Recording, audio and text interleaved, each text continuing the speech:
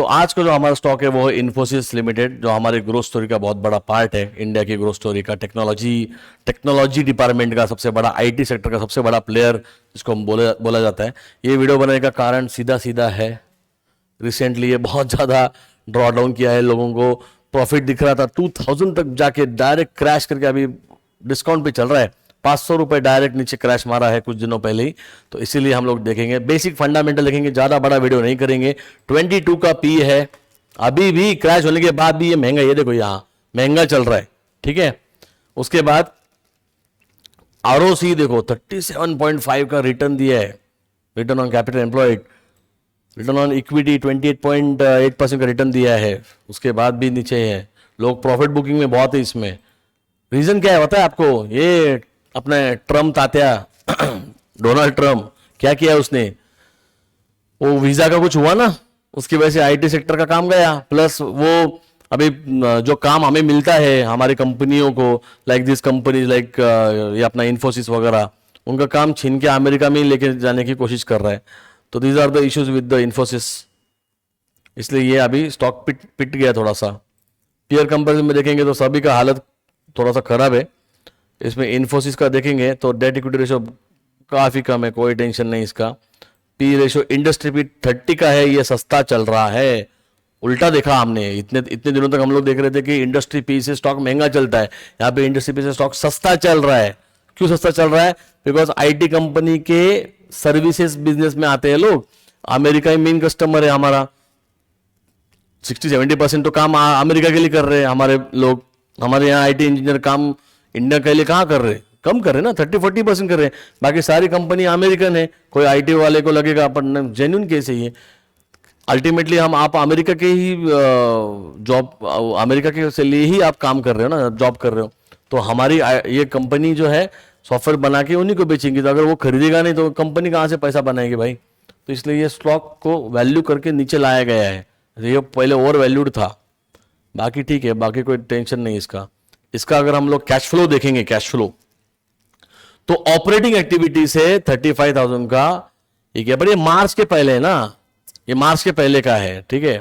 अभी का रिसेंट का डेटा नहीं देख सकते हम लोग वो ईयर ऑन ईयर ही ज्यादा एक्यूरेट होता है कैश फ्लो में। इसका मत देखो, क्वार्टरली देख के कोई फायदा नहीं कैश फ्लो का, specially in IT. The reason is very simple कि इनके प्रोजेक्ट्स जो होते हैं वो इन पे डिपेंड होते हैं। अभी जब ये आएगा आपका क्रिसमस आएगा तब इनका काम कम हो जाता है, तो ये सारी चीजें। तो ईयर ईयर में इन्होंने अच्छा किया है लास्ट ईयर, पर अभी इसके बाद जो नेक्स्ट फिगर आएंगे और यही कंडीशन रहा, अमेरिकन गवर्नमेंट का यही रुख रहा हमारे तरफ, इंडियंस की तरफ, तो ये और वैल्यूएशन कम में जाएगा, तो ये डिस्काउंट की तरफ जाएगा स्टॉक, मतलब कम हो जाएगा। और इन्वेस्टिंग एक्टिविटी ठीक है, कोई फर्क नहीं पड़ता, बहुत छोटा अमाउंट है इसका। फाइनेंसिंग में इन्होंने कुछ लोन रीपेमेंट किया हुआ है, डिविडेंड पेड किया, माय गॉड, बाकी कुछ नहीं पे किया है, सिर्फ 1000 करोड़ का लगभग रीपेमेंट ऑफ बोरिंग है। वैसे भी बोरिंग का रेशो कम है उनका, तो ज़्यादा मैटर नहीं करता है। बट 20,000 करोड़ का तो डिविडेंड दिया है कंपनी ने हमें लास्ट ईयर, ओके, और बाकी की लाइबिलिटी भी पे ऑफ हुए, ठीक है। Financing is okay, but operating अभी अच्छा लग रहा है, आगे जाके खराब होने वाला है। अगर आपको चाहिए क्वार्टरली तो वो भी देख लो। सेल जो है मार्च, अभी जून का डेटा हमारे पास है, सितंबर का आया नहीं, क्योंकि आज जो मैं रिकॉर्ड कर रहा हूं तो डेट है 24 सितंबर, तो थोड़ा टाइम जाएगा दोस्तों। सिर्फ 2000 करोड़ का प्रॉफिट हुआ है 3 महीने में, सेल हुआ है 3 महीने में। एक्सपेंसेस 1000 के हुए हैं, ऑपरेटिंग मार्जिन मेंटेन किया हुआ है, नेट प्रॉफिट घट गया है, थोड़ा सा घटा है, मतलब स्टेबल आप बोल सकते हो, स्लाइटली डिक्रीज है, 100 करोड़ का डिक्रीज है, ज़्यादा कोई मैटर नहीं करता है। बट अगले क्वार्टर में, मतलब इसी सितंबर महीने में शायद फिगर जो आएंगे वो नेगेटिव आएंगे। Infosys will be the main cause to Nifty को नीचे लेके जाने के लिए, तो ये प्रॉब्लम है। बाकी ठीक है, रेशियोज की ज़रूरत नहीं इसमें। इन्वेस्टर की क्या सीन है, प्रमोटर का क्या सीन है? प्रमोटर का अपना होल्डिंग बरकरार है, बहुत ज़रूरी होता है। एफआईएस का होल्डिंग थोड़ा सा 1% से कम हो चुका है, विच इज़ एक्सपोनेंशियल इनका ये है। डीआईएस ने, हमारे म्यूचुअल फंड ने तो खरीदना चालू कर दिया इसको। गवर्नमेंट का होल्डिंग स्टेबल है, पब्लिक होल्डिंग जो है वो भी स्लाइटली कम हो चुका है, लोग प्रॉफिट बुकिंग की तरफ ज़्यादा है। स्पेशली आप देखोगे तो डीआई का मार्केट ज़्यादा शेयर इंपॉर्टेंट होता है। DI इतनी कंसिस्टेंटली अगर प्रॉफिट मेंटेन कर रहे थे, ये अगले क्वार्टर में रिजल्ट्स थोड़ा खराब आने का चांसेस है इन्फोसिस का, ऐसा मेरा बोलना है। तब तक अगर कंडीशन सुधरती है, ट्रम्प भाई साहब अगर हमें फेवर करते हैं तो शायद कंडीशन सुधरेंगे भी। फिलहाल नेकेड चार्ट में आप देखेंगे तो ये ट्रेंड लाइन फॉलो कर रहा है, ठीक है। फिबोनाची का अगर लेवल देखेंगे ऑल टाइम हाई से, तो हाँ वही रजिस्टर ले रहा है 1652 1650 के ऊपर ही पोर्टफोलियो अगर है तो निकाल लो अभी, ठीक है। अगले इसमें और नतीजे खराब आ सकते हैं अगर ये जियोपॉलिटिक्स सुधरा नहीं तो, ठीक है। खरीदने का सोचना भी मत जब तक 1650 के ऊपर नहीं जाता है, ओके। उसके बाद भी आपको ऑल टाइम हाई का टारगेट लगाना है। ये थोड़ा रिपीट हो रहा है, मैं HDFC बैंक का भी आज वीडियो बनाया था, उसमें मैंने यही बोला, बट क्या करें, चार्ट ही वैसा है, कुछ चीज़ें रिपीट होने वाली टेक्निकल में, सेम चीज़ें नहीं बोल रहे हम लोग, क्योंकि कंडीशन दोनों का सेम लग रहा है चार्ट वाइज। HDFC बैंक में थोड़ा बेटर कंडीशन में था, इन्फोसिस का और बुरा कंडीशन आ सकता है। Better way go with the call selling, अगर आप डेरिवेटिव करते हो तो, नहीं करते तो ठीक है, बट अगर पोर्टफोलियो है तो बुक योर प्रॉफिट, ठीक है, एज सुन एज पॉसिबल, क्योंकि इतना बड़ा ड्रॉडाउन आप ऑलरेडी सह चुके हो, अब और कितना करेंगे। कुछ लोग करते हैं ना कि नहीं मैंने तो उसको 2000 में ही बेचना है, या वो 2000 जाने के बाद भी वो आदमी बेचता नहीं, वो फिर वो बोलता है मैं 5000 में बेचूंगा। ऐसे करते करते वो स्टॉक का वैल्यू ऊपर जाता है नीचे आता है, फिर वो जब तक नीचे आता है तो वो देखते रहता है। उससे अच्छा थोड़ा थोड़ा प्रॉफिट ले लो और फिर से खरीदने का मौका अच्छा मिलेगा आपको।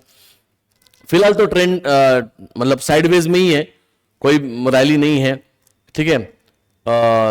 3 साल से हम देखेंगे तो मार्केट कहाँ के कहाँ चला गया, बट इन्फोसिस ने आपको रिटर्न ना के बराबर दिए हैं, क्योंकि ये एक जोन में फंसा हुआ है, ज़्यादा रिटर्न नहीं है उसकी। लोग बोलेंगे सर ये इस पर गैप है, अरे बाबा बट स्ट्रक्चर देखो ना, अब ये देखो ना कितना वैल्यूएशन हुआ है, ठीक है। यहाँ पे अगर आप सिंपल देखोगे तो ये क्या था, 1000 रुपये का था, बट ये लाइन पकड़ना पड़ेगा हमें, ये लाइन था, ये लगभग 1200-1300 के करीब था, ये 800 पॉइंट बनाया उसने, नो डाउट 3-4 साल में पैसा बनाया, मतलब कितना परसेंटेज होता है, 50% के करीब बनाया होगा, ठीक है। अरे बट नीचे आते समय कितने फास्ट आया वो, तो जो पैसा बना वो कितने स्लोली बना वो भी तो देखो। इसमें प्रॉफिट बुकिंग आ रहा है बार बार, FIS पैसा निकाल रहा है, IT सेक्टर अभी खतरे में इंडिया का, कुछ दिनों तक तो उसको अवॉइड करो जब तक ये ट्रम्प और ये रशिया मैटर सॉल्व नहीं होता है। वो रशिया की वजह से हमारे ऊपर बहुत सारे टैरिफ लगा रहा है, इन्फोसिस को प्रॉब्लम आएगा, प्लस वो वीजा का भी निकाला H1 समथिंग, कुछ H1B1 को तो वीजा है ना आपका, H1N1 समथिंग, उसके ऊपर भी रिस्ट्रिक्शन लगाया, तो IT सेक्टर कैसे परफॉर्म करेगा। और IT सेक्टर के रैली बहुत पहले ही हो चुके हैं। चलो ठीक है, IT सेक्टर अच्छा ही होता है, no doubt about it, long run में जाता है, बट काम मिले तो ना। अगर ये अमेरिकन गवर्नमेंट ऐसे ही करता रहा अपने साथ तो पॉसिबल नहीं है, तो बेटर है प्रॉफिट बुकिंग करो। इन्फोसिस की वीडियो में इतना ही, थोड़ा ज़्यादा बड़ा वीडियो बन गया, ठीक है। Thank you for watching this video, मिलते हैं अगले स्टॉक में।